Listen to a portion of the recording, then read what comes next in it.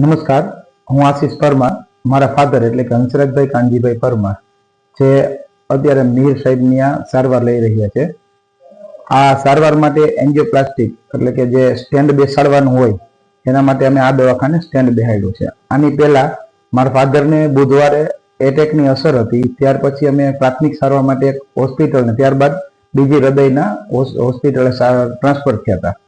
તો અહીંયા અમને 2-4 ડોક્ટરના રિવ્યુ લેવાનું કીધું, કારણ કે થોડું કોમ્પ્લિકેશન જાજુ હતું. તો ઓલમોસ્ટ 3 ઇંચ જેવામાં બ્લોકેજ હતું, એટલે થોડું રિસ્કી લાગતું હતું.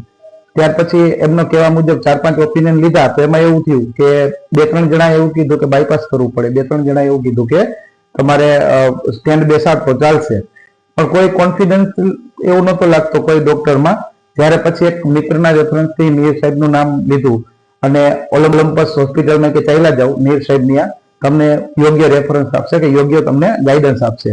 સાહેબને મળતા સાહેબની વાત ઉપરથી એનો કોન્ફિડન્સ જોતા અમને એક વિશ્વાસ આવ્યો કે સાહેબ આ ઓપરેશનને પાર પાડી શકશે.